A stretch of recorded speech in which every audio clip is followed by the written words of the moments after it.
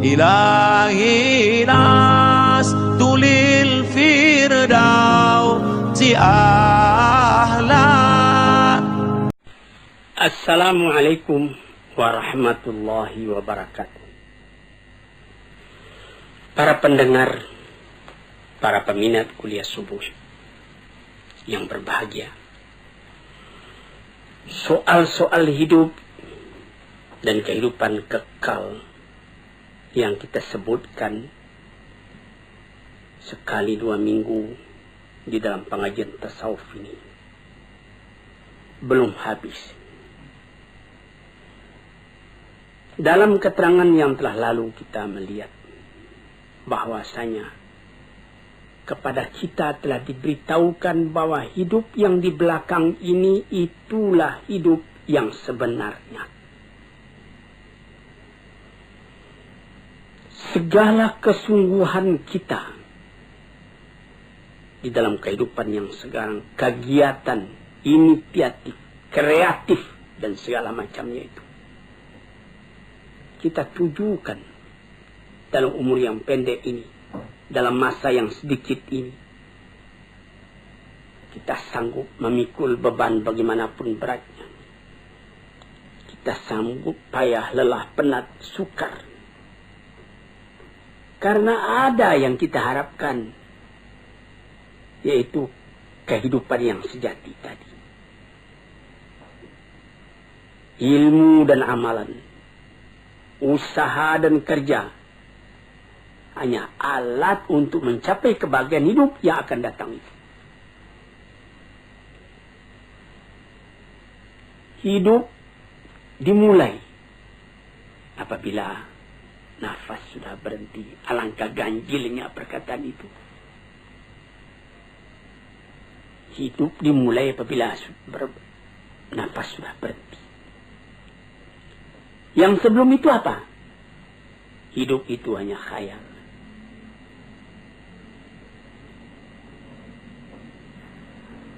Hidup yang mengumpulkan di antara hilangnya yang disukai, yang tidak disukai.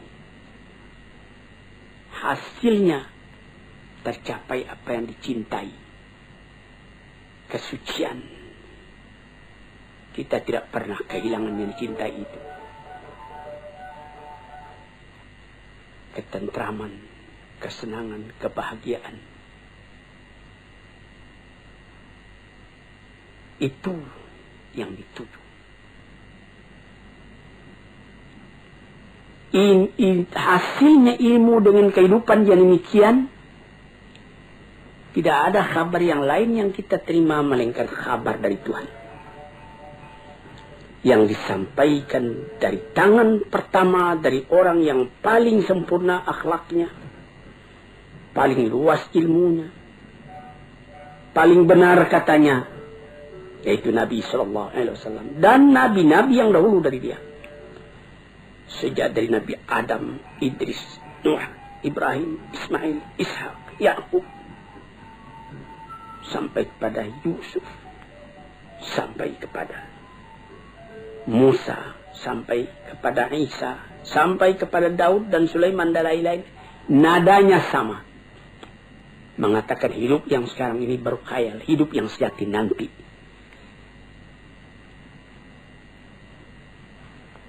Terbukti hal itu dalam hati orang yang beriman. Sehingga boleh dikatakan dari iman tadi jadi menjadi keyakinan. Sehingga jiwa tadi lama-lama pindah daripada bayangan kepada kenyataan, daripada khayal kepada yang akan hilang, daripada hidup yang fana. Karena inginnya kepada kehidupan yang sejati itu, karena rindunya kepada kekuasaan yang mutlak itu.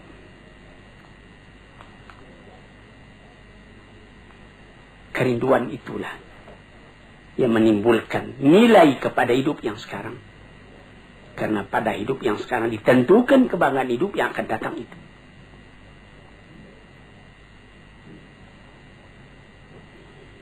Oleh sebab itu, maka barang siapa yang musafir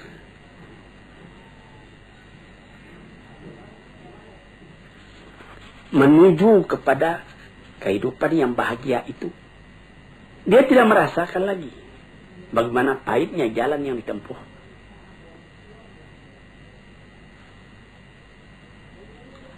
Dia mengorbankan segala tenaganya,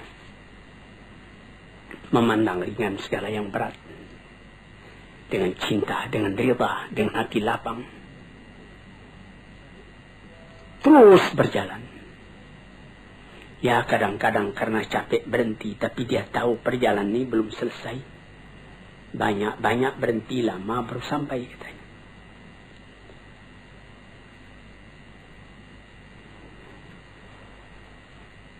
Tuan-tuannya yang terhormat,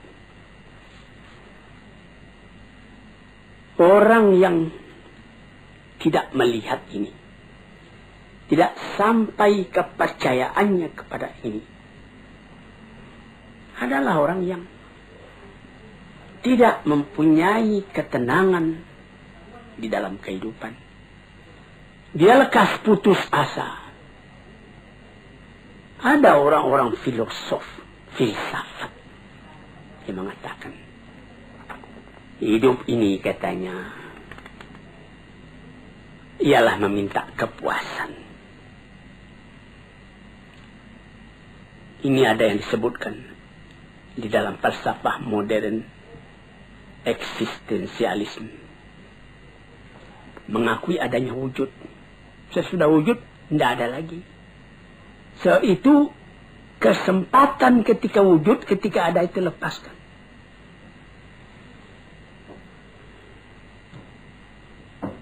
Karena apabila kita telah mati, katanya, sama saja. Seorang filosof yang tinggi, seorang ulama yang besar, seorang perampok, seorang pergayul, seorang yang tidak apa-apa, apabila telah kembali ke tanah, jadi tanah. Dimakan ulat. Dia ambil alasan ketika Iskandar Makedoni berjalan-jalan ke satu kuburan. Di sana bertemu dia dengan filosof Diogenes. Lalu dia menanyakan, di situ ada kuburan.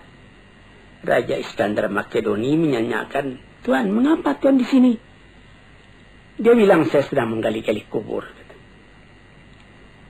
Saya hendak melihat adakah perbedaan di antara tulang ayah Tuan dengan tulang orang-orang lain yang berkubur di sini. Rupanya tidak ada perbedaan.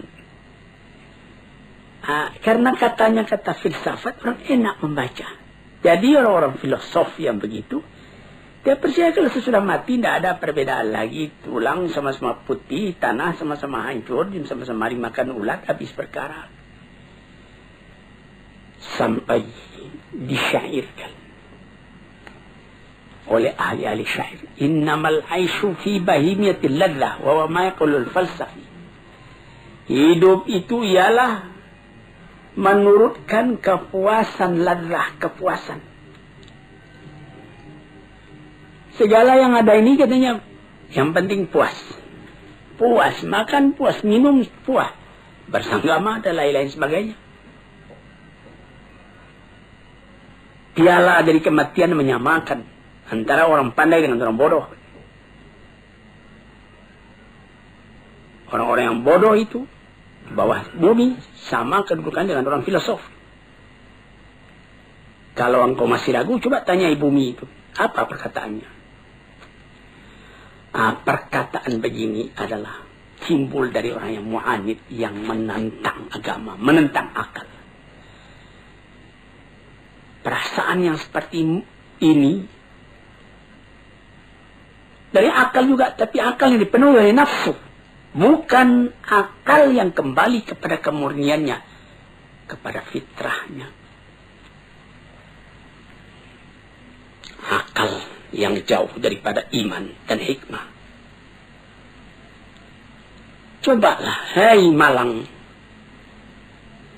apakah oleh karena maut itu menyamakan yang salih dengan yang talih, yang alim dengan yang jahil? Oleh karena itu, maka dikatakan bahwa kita sama sekali. orang di dalam perjalanan sampai ke tempat perantauan yang terakhir. Di mana kesenangan orang itu? Apakah duduk di atas singgasana mahligai dengan keistirahatan, atau duduk dalam kecelakaan, kesengsaraan? Apakah memang berhenti saja segala sesuatu apabila maut telah datang?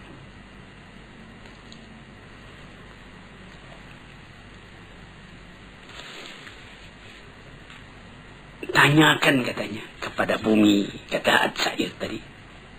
Kita sudah tanyakan kepada bumi dengan renungan dan menungan. Memang di dalam bumi berkumpul segala tubuh, segala badan, tulang-tulang. Kafir dengan iman berkumpul, nasab keturunan berkumpul. Tetapi kalau sekiranya bertiangga hingga itu saja, guna apa agama ini semua? Apa kita semua akan memutuskan saja, habiskan segala agama? Orang mengatakan habiskan segala agama, kemudian dia membuat agama sendiri. Seumpama ketika terjadi serangan besar-besaran dari Hitler menuju Rusia, nyaris saja Rusia kalah waktu Stalin masih hidup. Apa yang dikerjakan lebih dulu oleh orang-orang pengikut Stalin, oleh orang komunis ketika itu? Mempersiapkan kuburan Lenin. Karena di situ diletakkan di dalam keranda kaca tubuh Lenin itu. Kemana mau simpan ini? Kalau betul orang itu konsekuen dengan pendiriannya, apa guna itu disimpan? Yang pikiran itu kan bukan pada tubuh itu. Niki kita melihat bagaimana bahwa manusia itu bagaimanapun radikal, ateis dan segala macamnya rasional. Tapi ada masanya rasionalnya itu berhenti. Ada masanya perasaan mendorong kepada segala hal. Sehingga disimpanlah mayat Lenin itu, dipelihara baik-baik. Sesudah aman baru dikembalikan ke tempatnya yang asli. Datang orang berziarah bersama-sama kepadanya.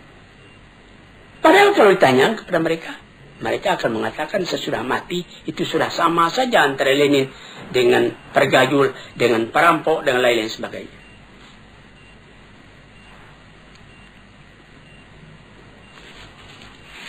Jadi kalau kita hendak menanyakan bagaimana sebenarnya manusia sesudah matinya, kita kemana bertanya? Orang yang beragama sudah jelas menjawab kepada Tuhan, kepada Rasul-Rasul, kepada Musa, kepada Isa, kepada Yusuf, kepada Daud, kepada Sulaiman, kepada Muhammad, kepada Nuh, kepada Ibrahim. Akan sepakatkah semuanya itu nabi-nabi itu menegakkan bohong dalam alam ini? Kita tanyakan juga kepada orang-orang yang mengalami rasa kejiwaan yang mendalam, menjadi khalifatullah di muka bumi. Dan tanyakan juga kepada Quran.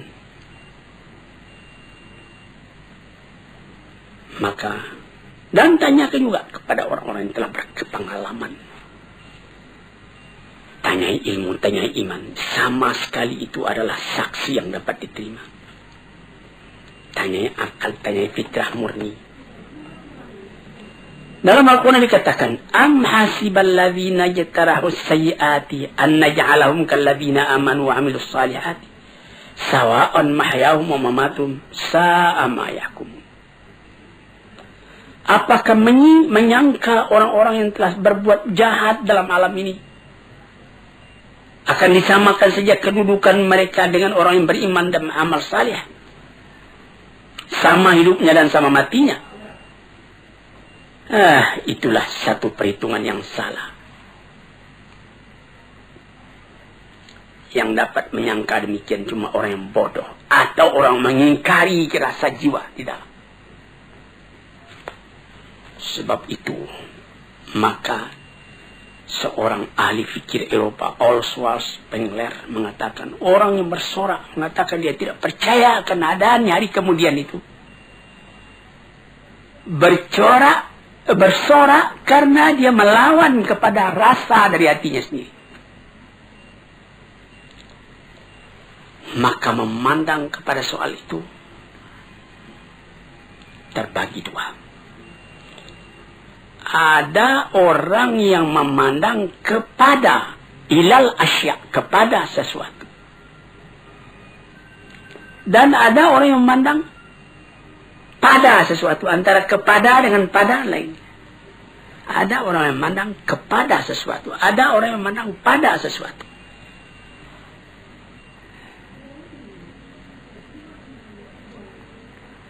Orang yang cuma memandang kepada sesuatu, menjadikan sesuatu semata-mata objek, maka pikirannya dan hatinya lama-lama pecah belah. Dia tidak dapat mengambil kesimpulan. Pandangannya cuma dengan panca indera, tidak akan memberikan faidah kepadanya.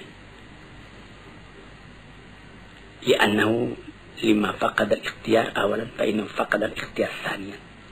Karena dia tidak dapat memilih sejak pertama sampai kepada yang seterusnya, tidak ada pemilihan lain. Tetapi orang yang memandang pada sesuatu, bukan kepada sesuatu. Pandangan yang tadi membawanya menyeberang kepada rupanya dan hakikatnya dan maksudnya. Ini apa? Dari mana ke mana? Kalau dia memandang sesuatu di hadapannya itu, menjalar pikirannya tadi kepada yang lain, sebab dan akibat yang timbul dari itu. Sampai dia mengaji juga apa arti wujud dari ini, apa hikmatnya, dan apa ilmu yang sempurna dalam ini. Tambah lama derajat pandangannya pada sesuatu itu, dapat membawanya membedakan mana yang sahih, mana yang benar, mana yang salah, mana yang kekal, mana yang fana. Dia memandang kepada kulitnya dan intinya. Misalnya, kita ambil permisalan orang yang memandang kepada sesuatu dengan pada sesuatu. Kalau dia memandang kepada sesuatu, terbujur mayat di hadapan matanya. Dia lihat ini tubuh akan dimasukkan ke dalam kubur. Sesudah dalam kubur dia akan cair, tidak ada apa-apa lagi. Filosof masuk ke dalam cair, hancur jadi tanah. Psikolog masuk ke dalam kubur, hancur jadi tanah. Dia memandang itu, tidak ada artinya. Tapi kalau dia pandang kepada sesuatu, ditukar dengan pada sesuatu, dia lihat, dia bawa kepada dirinya sendiri. Bercerai nyawa dengan badan. Apakah arti perpisahan itu? Apakah yang dikatakan oleh Suhrawardi, filosof dan ahli tasawuf yang besar? Dia mengatakan, badanku ini mengurung keadaan hakikatku yang sebenarnya. Aku terikat dalamnya. Tapi apabila aku mati, artinya perceraian antara hakikatku yang hidup dengan badanku yang akan jadi tanah.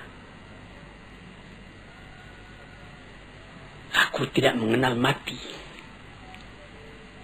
Aku melihat lagi kehidupan yang terus, yang disebutkan oleh Jalaluddin Rumi di dalam pengajian tasawufnya, sampai mencapai tingkat yang paling tinggi. Dan kemudian diluaskan lagi oleh Iqbal bahwa apabila beliau manusia itu mati, dia akan mencapai tingkat kesempurnaan yang paling tinggi. Sebagai penghambat keraguan kita, kebenaran hal itu, kita mesti berani mengatakan Muhammad, na'udzubillah, Muhammad bohong, Ibrahim bohong, Ishak bohong, Ismail bohong, Isa bohong, semua nabi-nabi yang mengatakan hal itu kita bohongkan. Na'udzubillah. Disinilah saudara-saudara yang terhormat, pentingnya pengajian.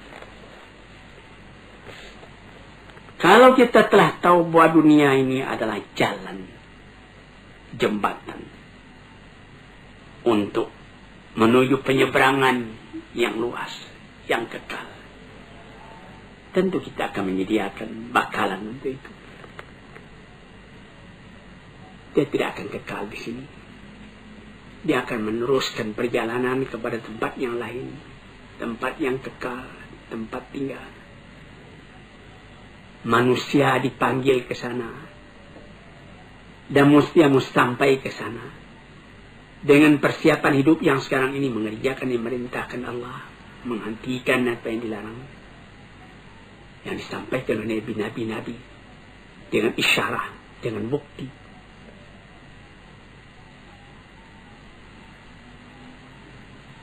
Dengan demikian baru sampailah manusia tadi kepada ketentraman hatinya. Untuk itulah dia dijadikan, untuk itulah dia dipersiapkan perjalanan yang menuju ke sana. Dia ke sana pasti. Pada hidup yang sekarang ini belum pasti. Memastikannya sikap kita sendiri, bagaimana kita menyeberangi jalan itu. Nah, itulah hadirin yang terhormat, hakikat dari kehidupan yang dikatakan tadi, yang di seberang hidupnya sekarang itu hidup yang sejati. Sekian dulu, lain-lain hari kita sambung lagi. Assalamualaikum warahmatullahi wabarakatuh.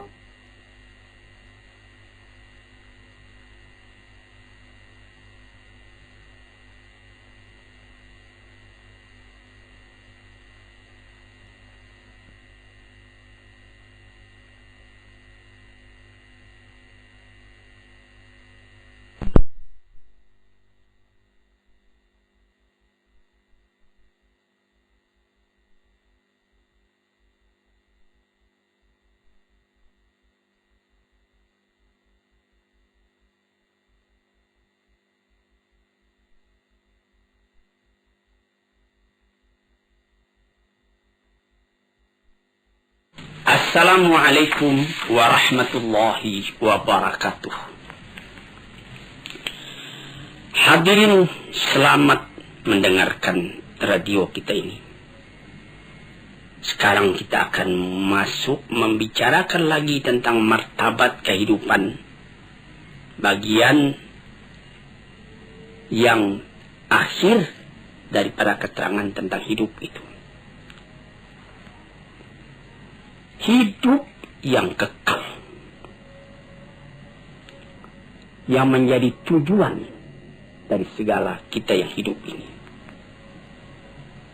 Hidup yang dikejar oleh tiap-tiap orang yang sadar akan arti hidup sendiri. Itu orang berlomba menempuhnya.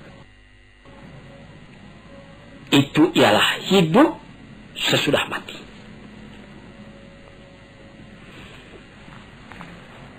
Itulah yang diserukan oleh kitab-kitab yang diturun oleh Tuhan. Itulah yang disampaikan oleh nabi-nabi yang diutus oleh Tuhan. Wa ma hadhil hayatud dunya illa lahu wa la'ib. Kehidupan di dunia ini lain tidak cuma main-main, cuma sanda gurau.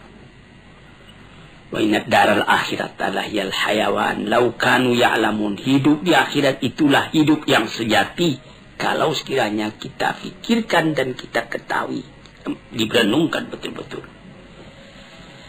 Hidup yang sekarang ini dibandingkan dengan kehidupan yang kemudian itu adalah seperti hidup sekarang ini seperti tidur saja. sebagaimana telah kita katakan pada pengajian-pengajian kita yang telah dahulu. Hidup yang sejati, hidup yang akhir. Inna daral akhirat adalah yang hayawan. Hidup yang sejati, kalau kita pikirkan, itulah hidup akhirat. Dengan demikian kita dapat membuat supaya kehidupan yang sekarang ini menjadi kebun. Ad-dunya mazra'atul akhirah. Dunia ini adalah seperti perkebunan untuk mengambil hasilnya di akhirat. Mendorong kita supaya di dunia ini berbuat baik banyak-banyak. Jadi kehidupan dunia ini sudah menentukan kehidupan akhirat nanti. Kalau di sini yang baik yang kita kerjakan, lepas dari kehidupan ini kita menerima kebahagiaan, kesenangan.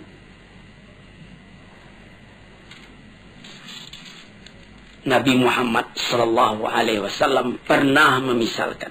Apa kata beliau? Mat dunya fil akhirati illa kama yudkhilu ahadakum isbi'ahu fil yami. Falyanzur bima tarja. Kehidupan di dunia ini jika dibandingkan dengan kehidupan akhirat, kata beliau, hanyalah seperti seorang yang mencecahkan ujung telunjuknya ke dalam air, ke dalam laut. Kemudian dicabut kembali, basah. Basah yang sedikit di tangan itulah yang hidup di dunia ini. Berapa luas lautan lagi? Tidak dapat kita tentukan berapa dalam bertambah luasnya dibandingkan dengan yang air yang tinggal di ujung jari kita tadi. Ada dikatakan juga tanafasatil akhirah. Hari akhirat itu menafaskan jiwanya. Jadi seperti kita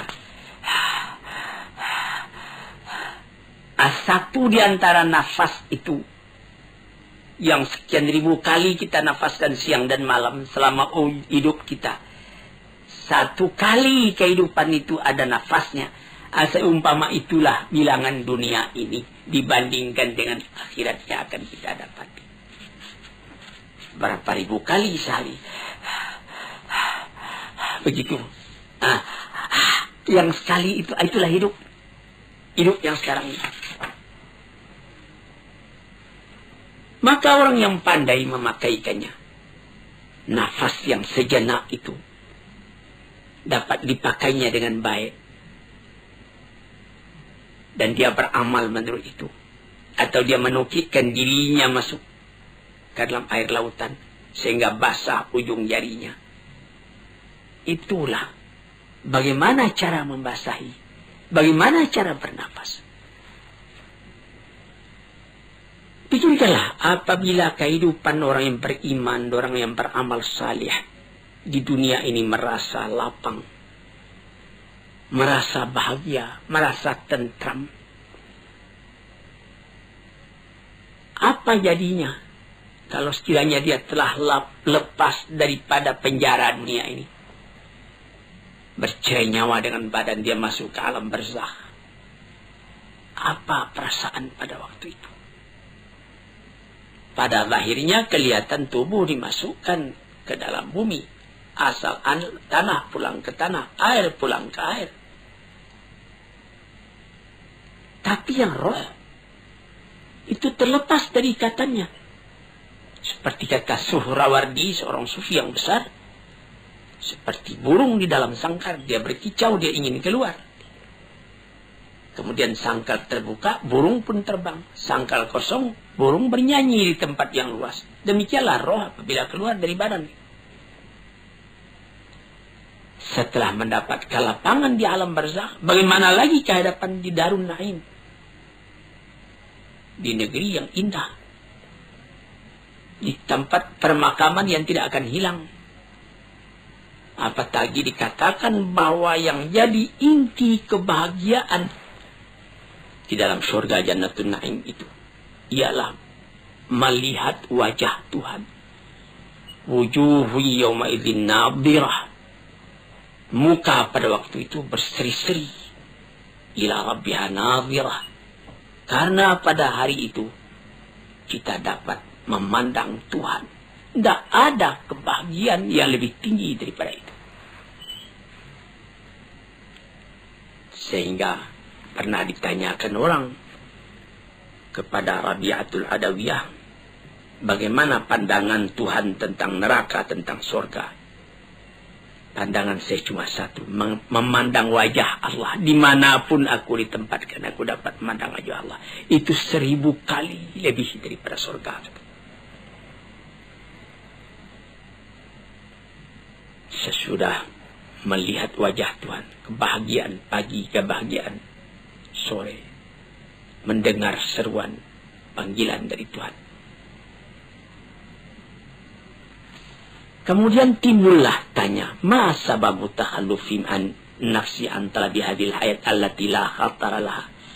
Mengapa maka mereka itu, manusia itu kebanyakan sungkan, takut menghadapi kehidupan yang sejati itu? Mengapa mereka melengah daripadanya?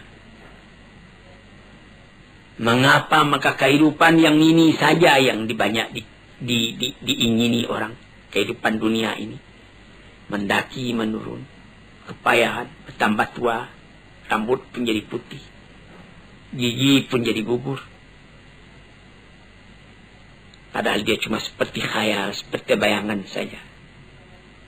Apakah karena salah menggambarkannya di dalam hati, atau karena perasaan sendiri telah tumpul, atau karena tidak percaya kepada kehidupan itu, atau karena akal kita sendiri tidak beres, atau karena tertarik dengan barang yang ada di dunia ini yang mesti lepas dari kita, atau kita yang meninggalkan dia mati lebih dulu, atau dia yang meninggalkan kita. Ibarat berniaga, tidak saja beruntung, rugi pun ada. Ini jawab. Apa jawabnya? Ya, sama sekali itu sebabnya. Pertama, karena salah menggambarkan. Yang kedua, karena tidak mau percaya. Yang ketiga, akal sendiri tidak murni. Yang keempat, kita terpengaruh oleh barang yang dilihat. Tidak tahu bahwa penggantinya lebih baik dari ini. Dan sebab yang paling utama menyebabkan kita tidak memikirkan hidup demikian itu ialah dha'ful iman. Lemah iman. Iman ini yang mesti diperkuat. Karena iman itulah yang jadi roh dari segala amalan. Iman itulah yang membangkitkan semangat kita buat bekerja, mengerjakannya lebih baik. Iman itulah yang mencegah kita mengerjakan yang buruk. Dengan kekuatan imanlah baru terasa wibawa dari pengaruh perintah Allah dan larangannya. Sehingga kita karena iman tadi tidak merasa payah buat mengerjakan yang baik.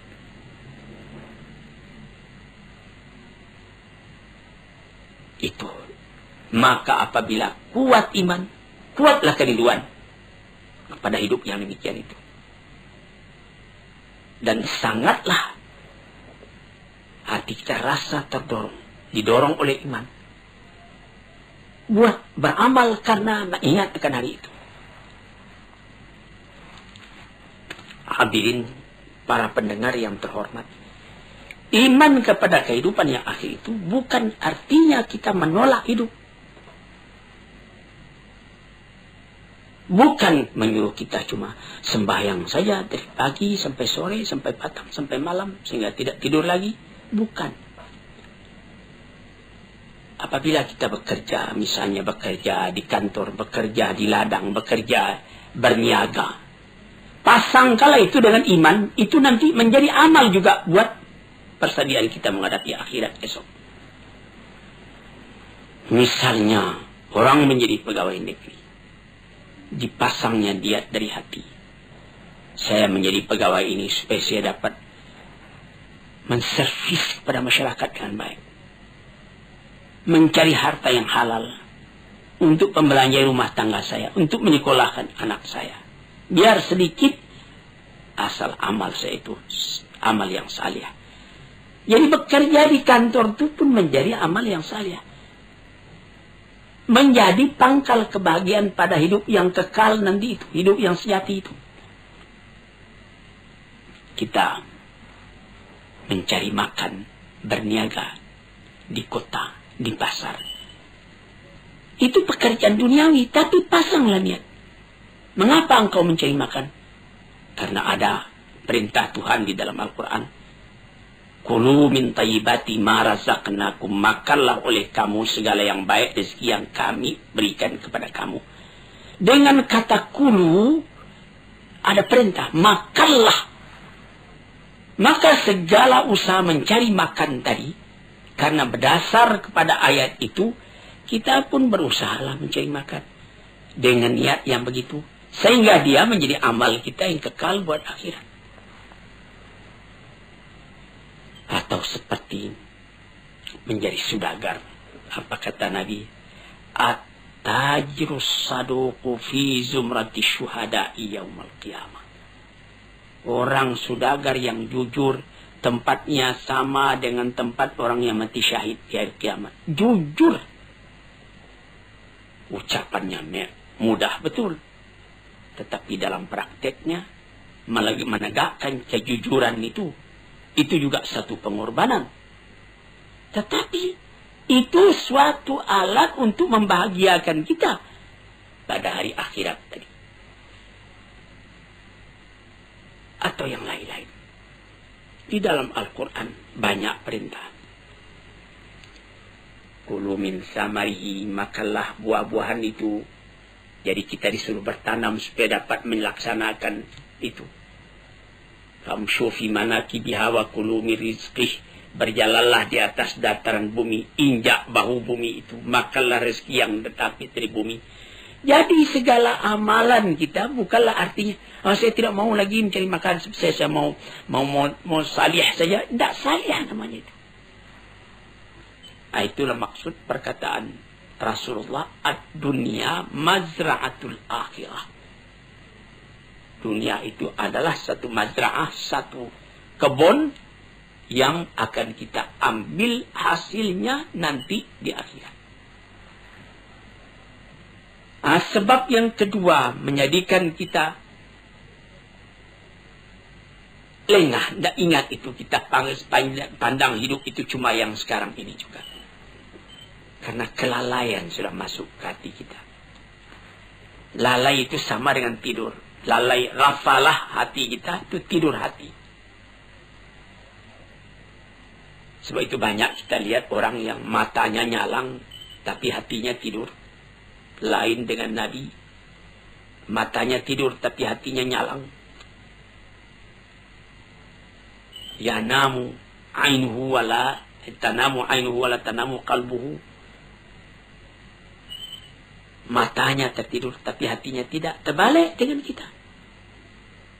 Mata nyalang, tapi hati tidur. Dibangunkan, tahsabuhum aiqadhan wa hum ruqud. Disangka mereka itu bangun, padahal dia tidur. Yang demikian itu menutup akan kesadaran hati. Sehingga sama dengan tidur, malah dekat kepada mati hati. Fa innal qalba idza qawiyat fil hayatu la yanamu idza namal badan, katanya. Hati itu apabila hidup dengan kuat, kata orang sekarang menghayati, hati itu menghayati, dia tidak akan tidur walaupun badan tidur. Cobalah perhatikan. Orang yang biasa sembahyang tahajud tiap-tiap pukul 3 atau setengah 4 pagi sebelum waktu subuh datang. Walaupun dia baru tertidur matanya pukul 2, namun dia waktu dia biasa sembahyang itu, sembahyang tahajud tadi pukul setengah 4 ke pukul 3, dia sendirinya bangun. walaupun dia sebentar cuma tidur. Karena sudah didesak oleh satu kesadaran batin, sehingga lebih dulu bangun hatinya daripada matanya. Itu dapat kita perhatikan. Nah, tapi kalau orang yang memang hati itu yang tidur, sampai kepada mata juga tidur, kadang-kadang berlarut-larut saja, maghrib tidak, isya tidak. Sampai jangankan tahajud, sedangkan yang wajib pun lalai dia mengerjakan. Karena dia tidak ingat kehidupan yang sejati bukan di sini.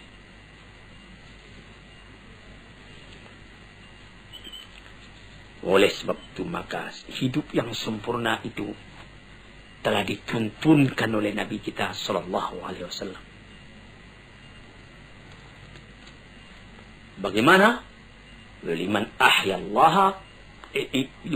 ahyallahu qalbahu bi mahabbati wa itba'i risalati ala basirin min dalika bihasbi nasibihi minhuma. Yaitu orang yang dihidupkan Allah hatinya. Bagaimana Allah menghidupkan hati? Dengan perasaan cinta kepada Allah. Kalau cinta kepada Allah, in kuntum tuhibbunallah fattabi'uni, kata Rasul. Kalau engkau betul-betul cinta kepada Allah, ikutlah aku supaya cintamu itu bisa berhasil. Orang mengaku cinta kepada Allah, Rasul ditinggalkannya, dia bikin ibadat sendiri. Menurut khayalnya masing-masing. Tidak jadi. Rasul itu yang telah dipilih oleh Tuhan buat menjadi utusannya, menerangkan mana kehendak Tuhan.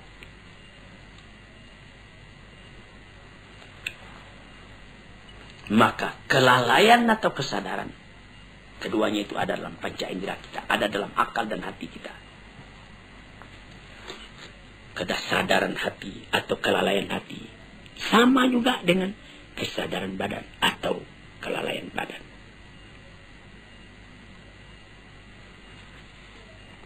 Kesadaran perasaan terbagi dua. Kesadaran hati pun demikian juga. Kesadaran badan atau kesadaran perasaan itu menembus ke dalam jiwa tiap-tiap. Tidak ada terdengar perintah, tapi ada kesadaran dalam batin. Dia bangun mengerjakan perintah itu.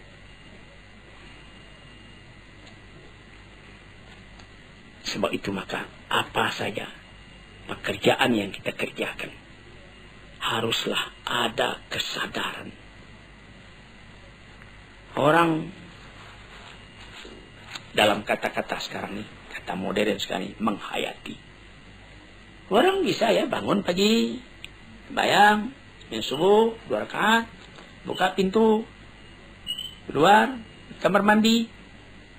Maka kamar mandi, buka pintu, sembahyang itu sudah rutin saja, tidak ada hayatannya lagi. Sehingga ada orang yang lupa, apakah saya sudah buka pintu tadi? Atau dia kunci pintu, tadinya dia sudah kunci karena sudah biasa begitu saja. Lalu dia nanti setelah masuk ke tempat tidur, dia pula, saya sudah kunci pintu tadi. Padahal tadi sudah. Mengapa maka sekarang diulangnya lagi, dia tidak pergi mengunci? Karena dari tadi itu dia tidak sadar bahwa dia telah mengunci. Cuma kebiasaan badannya saja. Nah, celaka kalau beribadat juga seperti itu. Sampai orang lupa, saya sudah sembahyang tadi.